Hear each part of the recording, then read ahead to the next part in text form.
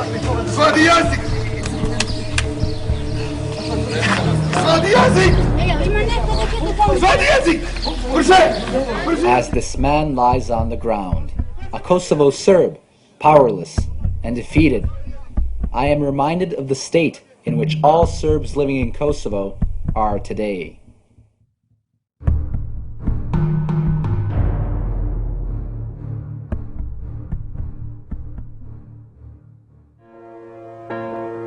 In the southeastern part of Europe lies Serbia, and its southern province of Kosovo is the source of a centuries-long dispute between Serbs and Albanians who both claim it as their land.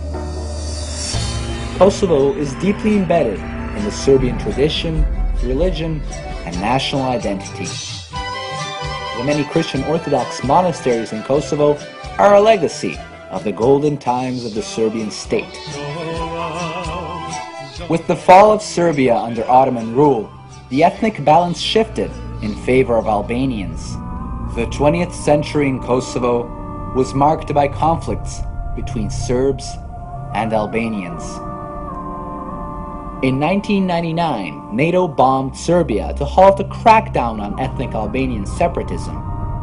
After NATO took control of Kosovo, thousands of Serbs fled the province due to retaliation attacks from Albanian extremists. Could you please summarize and explain this delicate situation in Kosovo to somebody who, just an average person who might have not even ever heard of Kosovo? In a nutshell, for a Canadian sort of analogy, you have a province that has been on life support for decades, receiving what we would call equalization payments from the center to keep its head above water, with a large majority population of Kosovar, Albanian Muslims, and a relatively small population of Serbs. And no one can accuse the Serbs of treating the Kosovo Albanians with kid gloves. Over the decades following World War II, restricting service and top jobs in the civil service, universities, sometimes language rights, was ill-founded, but it wasn't brutal. Particularly while maintaining a massive, what we Canadians call, equalization payments and granting various degrees of autonomy. But the KLA correctly anticipated that if they commenced a campaign of killing Serbian security forces, the central government, Reed Milosevic, would overreact. Because that's exactly what governments do. Don't have to tell this audience about the FLQ blowing up a few mailboxes, which was followed by the equivalent of martial law. Another mistake following on that, of course, was the illegal bombing of Serbia in March of 1999. I've got to watch my time here. But, that was engineered long before the bombing. We have now evidence that the Americans were planning this months ahead of time. What followed was the expulsion, or to use the Balkan term, as the cleansing of tens of thousands of Serbs in spite of the presence of NATO peacekeepers. In the meantime, we know that what's happened in Kosovo, 150 Christian churches and monasteries destroyed, most of the non-Albanian population ethnically cleansed, and Kosovo has been, since 1999, the home of corruption and crime. Most of the heroin trafficking into Western Europe takes place there. It's a fact that the three prime ministers of Kosovo, all of them have criminal records, all of them on the Interpol list, all of them are linked to the drug trade, involved in various rackets, all of them are involved in ordering targeted assassinations. Now, public opinion is led to believe that this is a legitimate process of independence. It's not independence for anybody. It's the carving up of a country under false pretense, and it's handing over the government of that territory to a bunch of thugs, essentially, and thugs are very convenient to have under your auspices because they can be manipulated and they tend to obey orders. But the real thugs are the people in high authority in the European Union and the United States and in NATO, which are upholding which are upholding and fostering the criminalization of the state. To this day, a small number of Serbs remain in Kosovo.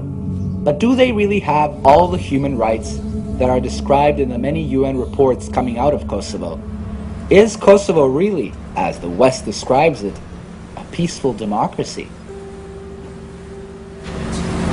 More about everyday life in Kosovo.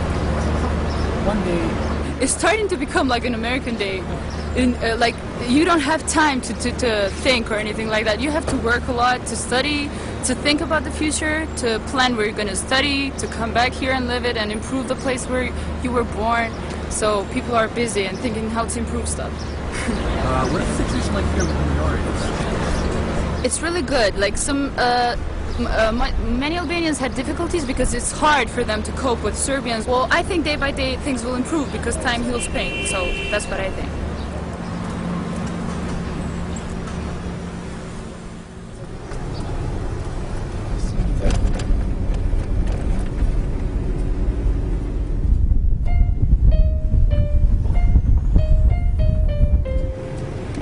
What are the container cities? We call them container villages. I call them container cities. They're all over the place, and and living in them are usually people from the March riots. Some of them that were living there before the March riots. The containers were donated by the Russians. Let's have a look.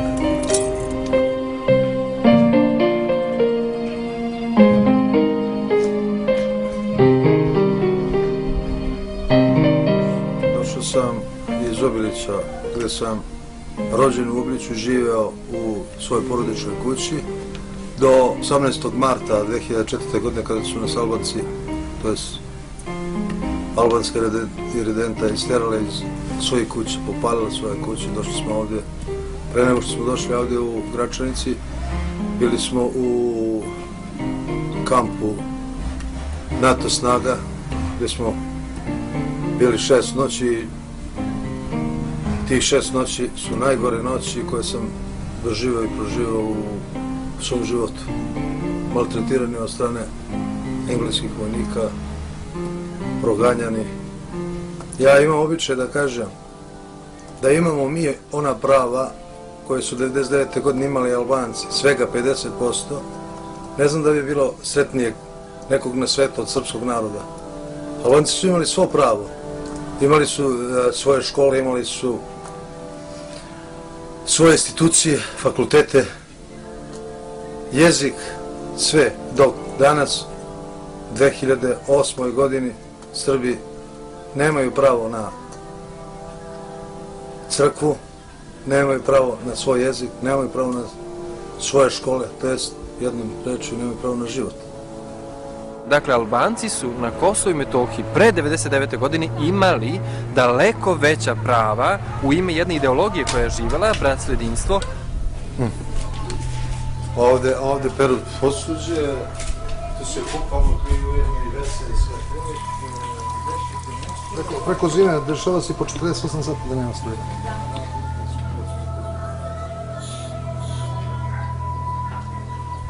Mesto Obilić pre bombardovanja, to je jedno mesto koje je u samom gradu Obiliću bilo preko 6000 Srba. Posle NATO agresije i ulaska NATO vojnika, kao malo često sam rekao, do 2004. godine je bilo oko 1000 Srba, a sada ima oko 40 Srba. Znači, to je mesto etnički očišćeno, a tih 40 Srba je vraćeno da bi se ispunili neki standardi Evropske unije i svetske organizacije, da bi to mesto bilo multietničko, to je multietničko sa 1% Srba, a 99% Albanaca. Jedno mesto koje je za mene najljepše na svetu. In my opinion, it's getting better. We are we are no more thinking of what happened in the past. We are focused more on developing our country.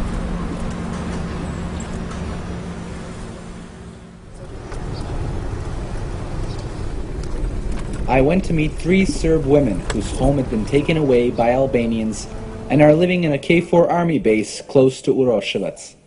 American soldiers evacuated them from their ancestral home to save them from Albanian rioters who then destroyed the house.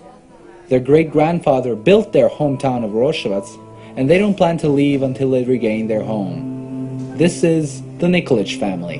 Mother Daniela, who is blind, Lily, who is paralyzed, and Sunny, the very image of mildness and physical slightness. Bez razlike na posljedice odlučile smo da ostanemo u kući. Kada su nas iz Umnika pozvali telefonom i rekli da ne smemo da izađemo čak ni u dvorište jer bacaju molotovljeve koktele, gađaju kamenjem, rekli su da će doći Amerikanci da nas zaštite. Međutim, Amerikanci nisu htjeli da čuju, da pozovu svoju komandu i na brutalni način su nas praktično izbacili iz kuće. Municipality of Uroševac is one of the best cleansed municipalities in Kosovo. During the bombing, it was a pretty quiet area. After the war, American KFOR took over, and then the real hell started. Complete Serb, Roma, and Croat population was forced out from the town and from the neighboring villages. All Serbian houses, literally 99%, were burned down. Over 3,000 Serb houses in the municipality were burned down. Hameri su se parkirali američki vojnici pod ratnom spremom su pokušali da nas ubace u svoje hamere. Onda je iz mase jedan mladić u crnom odeven, a to se zna da je uniforma UČK, dao znak rukom da sada mogu da počne paljba na nas i onda su počeli da nas gađaju kamenjem, čime su stigli. Jedan kamen je priletao meni na nogu, a ja sam paralizovana dugo godina i to je za mene bilo pogibeljno. Ubacili su nas u svoje hamere, doveli u grčki KFOR. Ja sam onda dobila veliki otok. Nisu htjeli u bolnom stilu u američkoj bazi da snimaju moju nogu, niti da pogledaju lekare, jer ja sam Srpkinja. Da sam bila Albanka, oni bi to uradili. Posle negde 5 ili 6 dana, preko nekih velikih veza, grčki lekar je uspio da izdejstvuje, da me odvedu u bolnom stilu, da naprave snimke. I u 11 noću odveli su me 2 kilometra u bon stil, noću da ne vidi niko od Albanaca i da jednoj Srpkinji pokušavaju da snime nogu. Međutim, nisam imala sreće, moje koleno je već bilo u raspadu, noga takođe, i posle 33 dana ležanja ovde prebacili su me u Solun, gde su me operisali, nažalost neuspešno, moje su noge kraće 15 cm. To vam je priča, oni koji su hteli da ostanu i da poginu u svojoj kući. Mi smo stvarno bile spremne na to. Over here, it used to be, this used to be the basketball court where Serb kids used to play basketball and football. What is it now? It's a place where Albanians play football. You see, Albanians used to come over here and they would drive by and they would shoot them. Shoot at them or shoot them. The Norwegians built a big wall here and stopped them from shooting them and stuff. So then they stopped playing basketball, stopped playing soccer. And all this here, all of this, everything, every single house you see here, every single thing used to be a Serbian house like just a few years ago. Some of them still are. Some of them still are and they haven't moved back. You see, they're empty. They're completely empty. There's nobody living in them still anymore. They can't go back. They can't. They've been terrorized. There's a psychological thing, you know, after you're shot at or after your house is burned or after you're abused for so long, you can't expect a person to say, all right, well, now everything's okay, I'm going to move back. It's not going to happen that quickly. No. No way. Oh, this wasn't here before. The building over there used to be all Serbian, now it's all Albanian. There's a church somewhere here. Nobody visits anymore. Nobody even touches it anymore. Why burn it down when you can just let it fall apart, eh? Nobody had a building permit for any of this stuff. Nothing. There's not one building permit. Why? Because in 2000, there was a building inspector, an Albanian guy that was a building inspector, that would be responsible for inspecting buildings that were built illegally. He was assassinated, 2 shots. He was killed in front of his own house. And as a result, after he was shot, nobody wanted the job. Church of Veliko Hoća village. In the old days, they used to run in the house when I used to drive by here. Next to the destroyed church were monuments to Albanian guerrilla fighters, including one that showed a map of the idea they were fighting for. It's a map of Greater Albania. You see at the bottom there is Albania connected to Kosovo with outlines of repression of rowdies in Serbia proper. Tetovo goes to towards Macedonia, a northern tip of Greece, and 3 municipalities in Montenegro. But it seems that there is no place for Serbs in this Greater Albania. In Plešina village, one Serbian woman stands defiant in the face of the expanding Albanian giant. She is surrounded by Albanians, but is resolved to stay in her home. Look, she has these boots on because they tried. She was attacked 2 years ago and heavily beaten up, and they stole 2,000 euros. Her sister sent her. She was very hardly beaten up. But it's a miracle that she's still alive. Because all other Serbs in our municipality who dare to stay are or kidnapped and missing or dead, or guarded by K for 24 hours. This is a miracle. Kad sam došla vamo dole, do ovih kuća, kad sam vidjela da su porušene, odmah sam znala, rekao, svi su otišli. Rekao, kud idem jadna ja, kud idem? Da se vratim, kako da se vratim? Mogla sam da se vratim, ali će me deca ubiti sa kamenjima. I produžim ti ja u grad, siđem ti ja dole u grad i tako, kad on gledam dole gore, ma nema žive duše srpske, nigde nikoga. Kuću sad jedna majka. Nisu me rekordirali, a mislili su da sam neka cigančure. Ja inako sam bolesna bila, pa se savila do zemlje da me niko ne poznala. I zamotala krp ovako. Nisu prepoznali da ste Srpkinja? Nisu prepoznali, da su me prepoznali, smatili bi me. I tako ti ja nadođem ovamo, kad sam došla tu, kažem sama sebi šta da radim, a ova deca mi kažu nema nikoga, kaže žive duše srpske, kaže evo na Kosovu. Pa mislim se, a jednom je da se mre, pa neka budne šta budne. I tako ti to, moj brate, dosta teško je to ti. Suddenly, our interview was interrupted by 2 Albanian men who had entered the house uninvited. I felt that the old lady was practically under house arrest. Basically, because of some reason, unlike the rule, they decided not to kill her. Why? Who? Maybe there are some good souls in her neighborhood among the Albanians. Maybe. Basically, this lady is not killed, and that's completely unusual and complete miracle. But on the other way, she is under the siege. She is their prisoner on a way.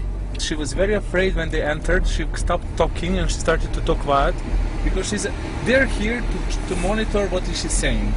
I went out just to make them confused, to say that we are just organization. They were very interested who we are, why we are coming to visit Smilka, what is she telling to us. But I think that we treated them very well. They didn't get it. It wasn't only the elderly Serbs who were standing their ground. One family in South Kosovo also refused to be expelled from their house.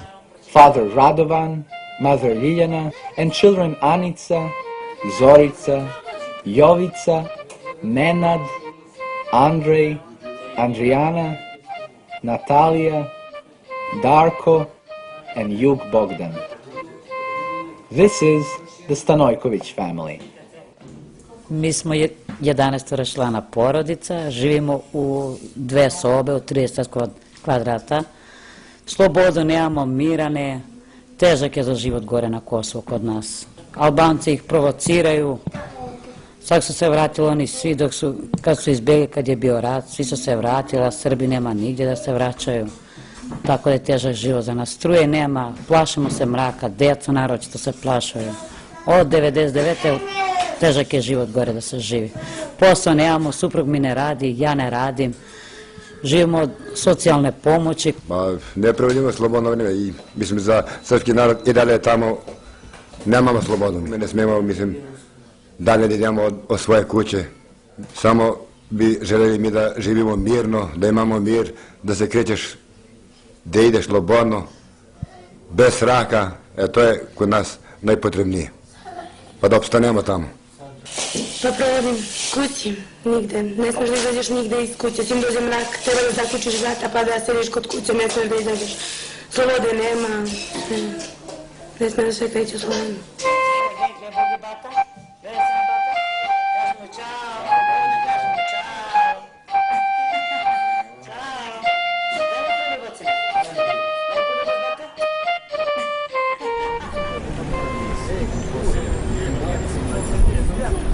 Yeah, they sure have, and their rights will go furthermore as the country is improving. Yeah, kind of yes. Da, kada ste tu devojku pitali, da li ste je pitali na engleskom ili na srpskom? Da, niste smeli da progovorite srpski, to morate da kažete. Da ste progovorili na srpskom, onda biste na svojoj koži osjetili kako žive manjine na Kosovu i Metohiji. To je vrlo jednostavno. Da ste progovorili srpski u Prištini, vi biste bili linčovani. Imali smo slučaj da su pretukli staricu od 82 godine koja je otišla u Prištinu zbog kupovine lekova. Međutim, srpski narod je bombardovan od strane 19 zemalja u ime sveg civilizovanog sveta. Isto tako, 2004. godine Albanci su pokazali kakav je njihova zrelost kada su u pitanju manjine. Videli ste šta su radili 2004. godine? Srušili su sve što je podsjećalo na srpsko, zapalili su sve što podsjeća na srpsko, a ubijali su ljude, rušili crkve, palili domove, dakle, sistematsko uništavanje i proterivanje sveg srpskog stanovništva.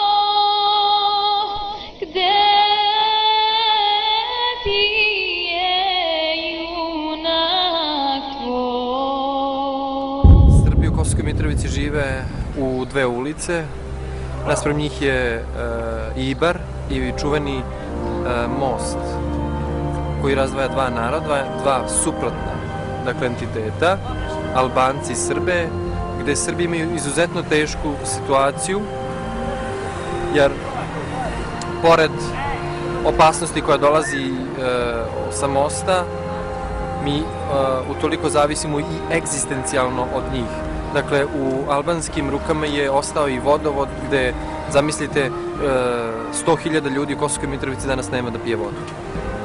Dakle, sa svakog aspekta život u Kosovskoj Mitrovici je vrlo težak. Back in South Kosovo, we learned that the last Serbian couple in the majority Albanian town of Uroševac was willing to see us. When we parked in front of their home, a bunch of Albanian kids hurtled around us to see what the commotion was about. Do you know who was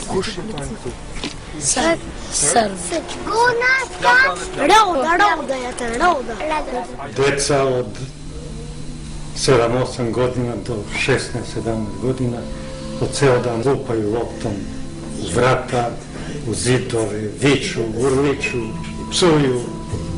UNHCR mi je postavljao to što vidite, stavili su ove metalne rešetke da nam neko ne ubaci bombu, valjda što li. Ceo dan se tu vrtimo u dvorištu i ja nekad izađem, ali ženi kažem ako ne dođem znaj da sam likvidiran. Nema Srba, u Uroševcu ima samo 5 Srba. Oni ne mogu da odu slobodno do prodavnica ili normalno da izađu na ulice, moraju da se prerušavaju, moraju da se privikavaju na njihov način života. U suprotnom oni će ili da budu isterani iz svojih domova, ili da budu ubijeni ili kidnapovani. Čega živite? Grci nam daju hranu. Ponešto Grci. Daju nam ponekad hleba. Nikad se ne bi iselio. Moj deda je bio u Americi. Zaradio pare, moji su sa Šarpljani. I 1919. godine muslimani su mi ubili dedu na Šarpljani. Njen otac je umre u Čikagu u Americi. I nije hteo da dođe ovde zbog Tita, zbog komunizma. Kao ratnog vojnog veterana sahranila ga vojska američka. Sa parama koje im je otac slao i oni su napravili ovde kuće. Mi smo, otac moj pokojni, od dedinih para.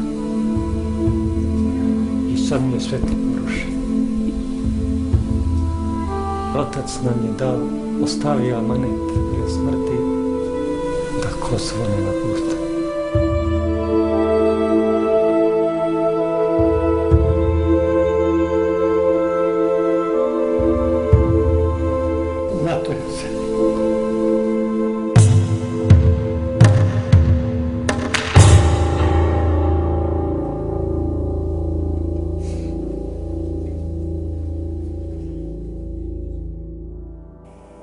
Can you imagine that this is happening in the heart of Europe at the beginning of the 21st century in a land under international supervision? The world accused the Serbs of being the sole perpetrators of crimes in the Yugoslav wars of the 1990s, even though all sides were committing crimes. This should not give a free hand to those who seek to eliminate the Serbian presence in Kosovo. Can you imagine someone taking your land and claiming it's not yours anymore? What human rights would you have? Can you imagine someone telling you that you have to leave your ancestral home? What freedoms would you have? Can you imagine not having a voice, not being able to do anything about it, being completely powerless and defeated, while those who have wronged you being rewarded by the self-proclaimed leaders of the free world? Can you imagine? Ovo rešavaju sve velike sile. Amerika podržava Albance, nas kovojavi Rusiji, Kinezi, evo sad i Indija, malo se udružuju, ali ja jedino očekujem da pravda pobedi.